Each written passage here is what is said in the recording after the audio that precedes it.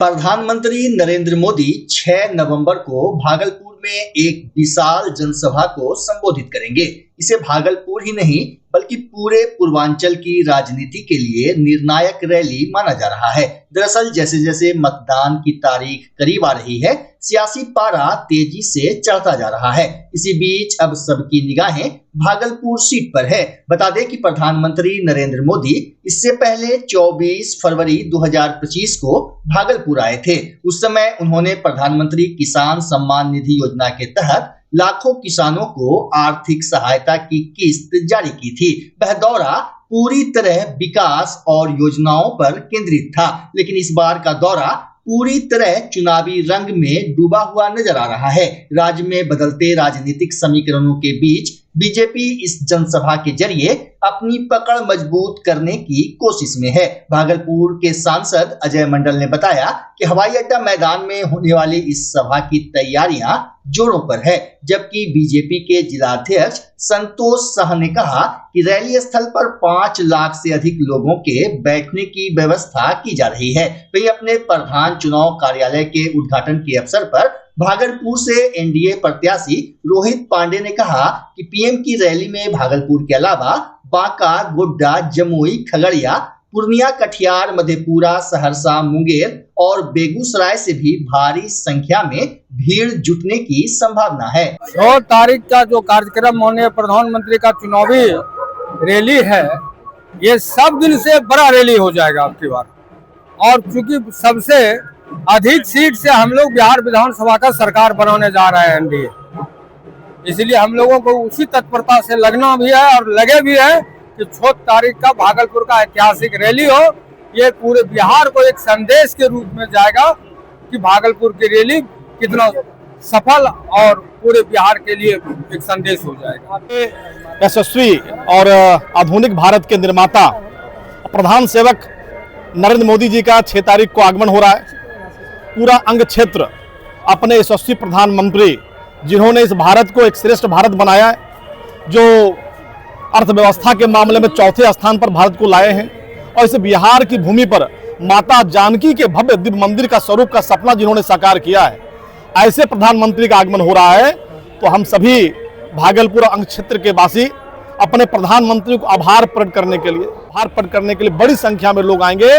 और भागलपुर की रैली जो 24 फरवरी को हुई थी, वो ऐतिहासिक रैली थी, उससे बड़ी रैली होगी। हम लोगों ने कमर कस लिया, एक एक कार्यकर्ताओं ने, एनडीए के साथियों ने कमर कस लिया है। हमारे सांसद से लेकर और 11 विधानसभा के लोग यहाँ उपस्थित होंगे। सभी प्रत्याशी और कार्यकर्ता पूरे उमंग उत्साह के साथ नाचते गाते अपने यहाँ की अंग की संस्कृति और सभ्यता को दिखाते हुए हम हवाई अड्डा मैदान पहुंचेंगे और ऐतिहासिक रैली होगा। इसका गवाह ये भागलपुर बनने जा रहा है। हमको सौभाग्य प्राप्त हुआ है कि इसी साल 2 बार प्रधानमंत्री का आगमन इस भागलपुर की धरती पर, अंग क्षेत्र की धरती पर हो रहा है।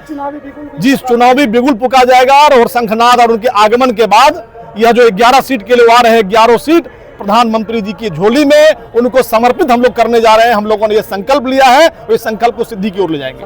और ऐसे प्रधानमंत्री इस देश के आज भागलपुर आ रहे हैं, तो भागलपुर के लोग उत्साहित हैं कि हम अपने प्रधानमंत्री जी का स्वागत, जैसे हमारा बेटा जब कुछ हमारे लिए ऐसा करता है जिसके लिए हमें गर्व महसूस हो, तो वही गर्व महसूस भागलपुर के मतदाता कर रहे हैं।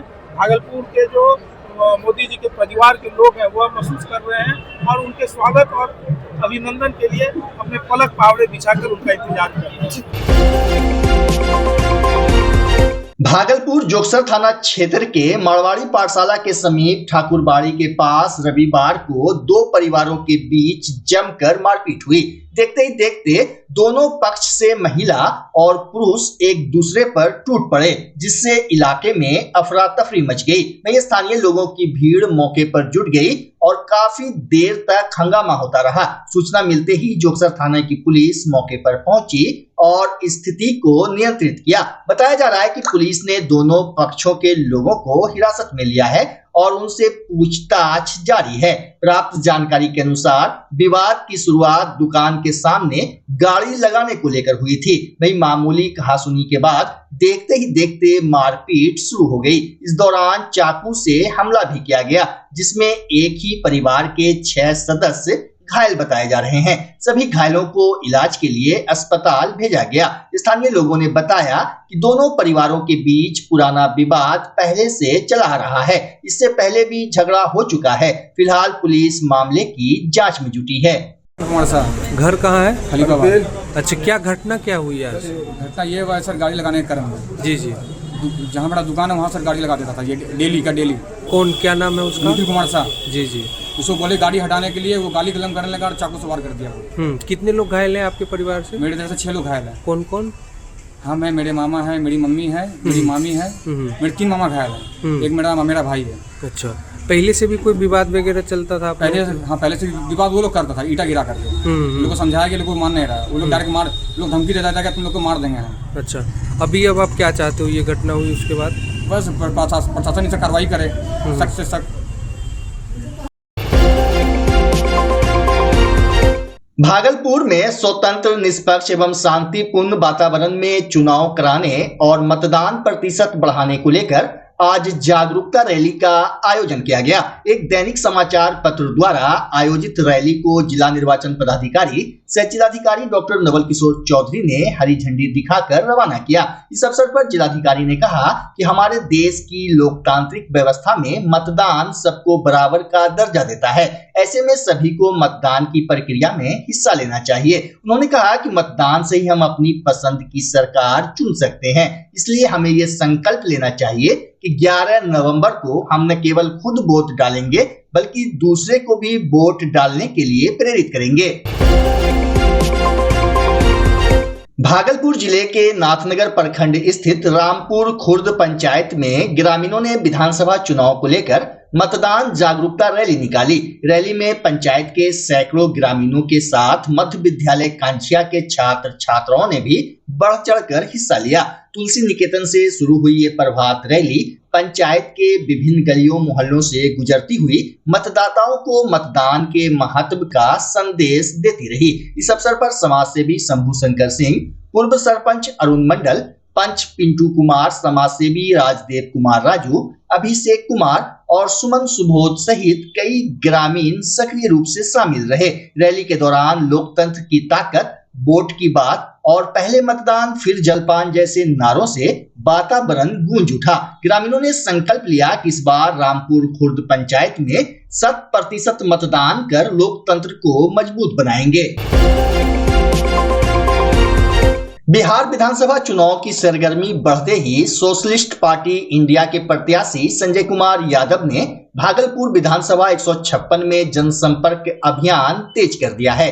रविवार को उन्होंने अपने समर्थकों के साथ हसनाबाद, डिग्रूजलैन, नरगा, मोहनपुर कस्बा समेत कई इलाकों का दौरा कर लोगों से मुलाकात की और दूरबीन छाप पर वोट देने की अपील की। संजय यादव ने कहा कि सोशलिस्ट पार्टी इंडिया आम जनता की आवाज बनकर समाज के हर वर्ग के उत्थान, रोजगार सृजन, शिक्षा और स्वास्थ्य के क्षेत्र में बदलाव लाने के लिए प्रतिबद्ध है। साथ ही उन्होंने कहा कि समाज में असमानता और बेरोजगारी जैसी समस्याओं का समाधान केवल एक ईमानदार और जनमुखी सरकार ही कर सकती है। उन्होंने जनता से अपील की है कि वे जाति और धर्म से ऊपर उठकर इस बार विकास के मुद्दों पर मतदान करें। जनसंपर्क के दौरान स्थानीय लोगों ने उनका गर्मजोशी से स्वागत किया। महिलाओं और युवाओं ने जगह जगह फूल मालाओं से अभिनंदन किया। संजय यादव ने कहा कि जनता का यह उत्साह और विश्वास मेरी सबसे बड़ी ताकत है।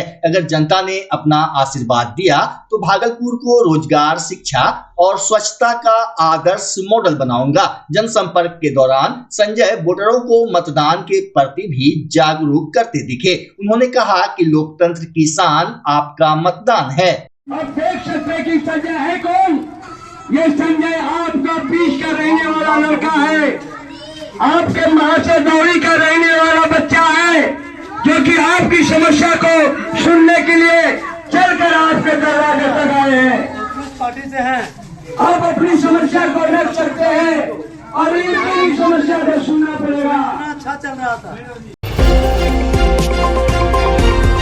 भागलपुर जिले के बिहपुर विधानसभा क्षेत्र से निर्दलीय प्रत्याशी अजय रविदास के प्रचार वाहन पर हमला और पोस्टर फाड़े जाने की घटना सामने आई है। घटना शनिवार की देर रात नारायणपुर प्रखंड के चौहद्दी गांव में हुई, जहां अजय रविदास के प्रचार वाहन पर कुछ अज्ञात लोगों ने हमला कर पोस्टर फाड़ दिया। वहीं इस घटना को निर्दलीय प्रत्याशी अजय रविदास ने लोकतंत्र पर हमला बताते हुए भवानीपुर थाने में लिखित आवेदन दिया। उन्होंने आरोप लगाया कि चुनावी माहौल में जानबूझकर उनके प्रचार को बाधित करने और जनता में भय पैदा करने की कोशिश की जा रही है। उन्होंने प्रशासन से दोषियों की शीघ्र गिरफ्तारी और कार्रवाई की मांग की है। कि हम शाहपुर गांव से होते हुए चौहद्दी की ओर जा रहे थे, दुर्गा स्थान से कुछ आगे थे हम, और मेरे जो सहयोगी प्रचारक थे, टोटो चालक, टोटो पर मेरा अजय कुमार रविदास कैमरा छाप क्रमांक संख्या 6 बैनर लगा हुआ था।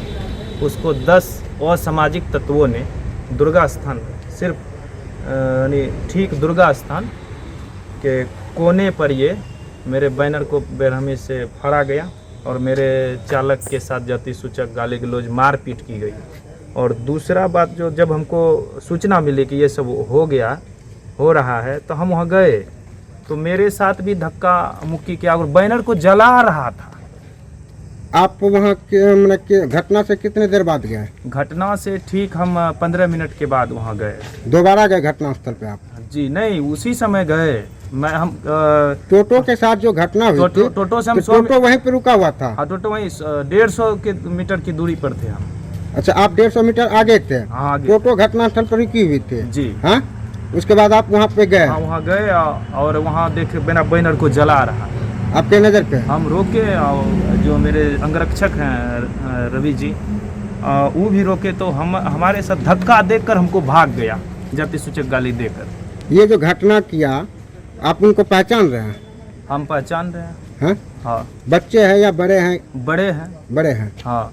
उसमें कुछ बच्चे भी हैं, लेकिन ज़्यादातर जो 10 के जो झुंड में थे, उसमें ज़्यादातर बड़े लोग हैं, 18 प्लस हैं। और कुल कितने लोगों ने मिलकर ये घटना को अंजाम दिया है? कुछ नाबालिग हैं और कुछ बड़े लोग हैं। 10 लोगों ने ये अंजाम दिया इस कार्य को। और हम यही समाज से कहना चाहेंगे, पूरे बीहपुर विधानसभा के देवमयी जनता से कहना चाहेंगे कि हमको चुनाव लड़ने का अधिकार नहीं है, और हम कानून का सहारा ले रहे हैं। और हम थाना आए हैं और लिखित आवेदन हम माननीय थाना अध्यक्ष को दिए हैं।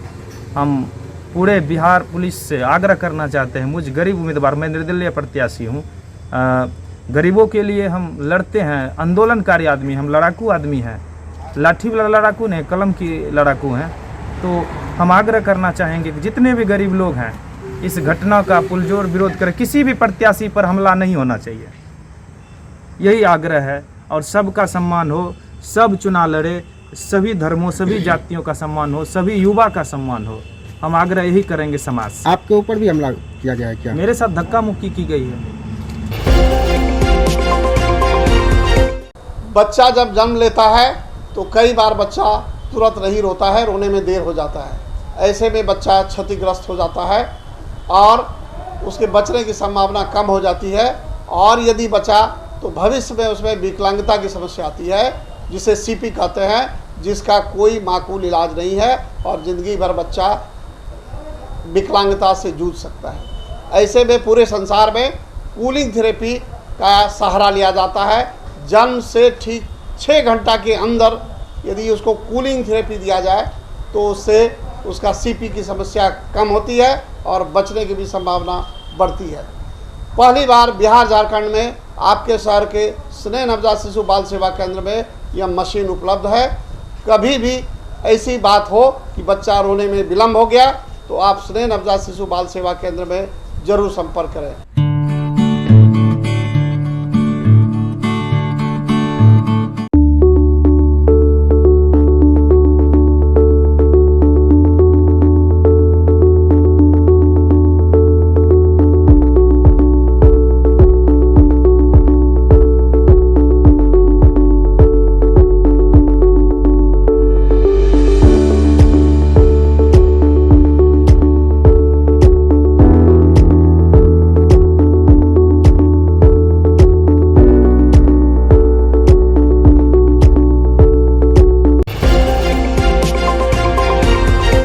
भागलपुर जिले के गुड़हट्टा चौक स्थित दिनेश्वर धाम मंदिर में अज्ञात वृद्ध का शव मिलने से इलाके में हड़कंप मच गया। मंदिर परिसर में शव मिलने की सूचना फैलते ही स्थानीय लोगों की भीड़ जुट गई। मिली जानकारी के अनुसार मृत वृद्ध पिछले कई महीनों से मंदिर परिसर में ही रह रहा था। मंदिर के पुजारी और आसपास के लोगों का कहना है कि उन्हें उस वृद्ध की सही पहचान या मूल निवास स्थान की जानकारी नहीं थी, लेकिन मानवता के नाते उसे मंदिर में शरण दी गई थी। स्थानीय लोगों ने बताया कि वह वृद्ध श्रद्धालुओं से मिलने वाले प्रसाद और भोजन पर ही निर्भर था।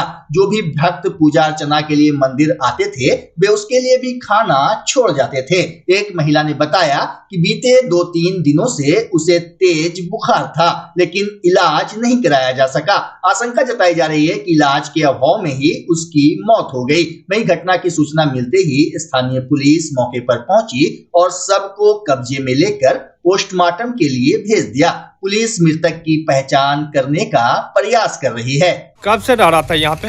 ये 10-15 दिन से रह रहा था यहाँ पे। कहाँ का आदमी है ये? यूपी साइड का, यहाँ का नहीं है। यूपी साइड से आकर के यहाँ पे रह रहा था? हाँ, मांग चांग के खाता था, रोड पे जाता था, सबसे मांग के खा रहा था। अच्छा। यहाँ भी मंदिर में आता था तो दिन भर इधर उधर झाड़ू बटारू करते रहता था। कोई दिया तो खा लिया, कोई बिस्किटे दे दिया, कोई कुरकुरे दे दिया। हम ही चाय भी पानी पिला देते थे बेचारा को। कितना बढ़िया बोलता था। कखनी एक्सपायर कखनी किया? सुबह किया। हम तो बहुत 6 महीना जान रहे हैं। 6 महीना जान रहे थे। ये बाबा कब से यहाँ रह रहा था? हम 5-6 महीना देखते, हमारे बगल में ही रहता था वहाँ पर। अच्छा। तो हम रोज दिन सुबह शाम खाना देते थे इनको, जो भी रहता था या गर्मों बनता था पहले इनको खिलाते थे। कहाँ का रहने वाला था ये मालूम है? यूपी साइड का था रहने वाला। यूपी साइड का था? यूपी भाषा ये बोलता था। अच्छा, तो यहाँ आके रह रहा था? बोला हम बेटा पुता कोई खाना नहीं देता है हमको। कौन आदमी चला? देखिए बहुत दिन से जो है इधर उधर रोड पे जो है ना भड़कता था, मांग तांग के खाता था। ठीक है, मेरे घर के सामने जो है पाठ पे पिंडा में बैठा हुआ था। हम उसको 2-4 रोटी दिए, खाया, वहीं सोया रहा। उसके बाद रात में जो है आदमी उसको भगा दिया वहाँ से। तो हम बोले बाबा आप जो यहाँ इधर उधर भटकते हैं, मंदिर में जाकर जो है आराम से रहिए, आराम से रहिए, आराम से रहिए। जो आएगा देगा आपको कुछ खाने पीने के लिए, खाइएगा पीजिएगा, झाड़ू लगाइएगा, आराम से रहिएगा।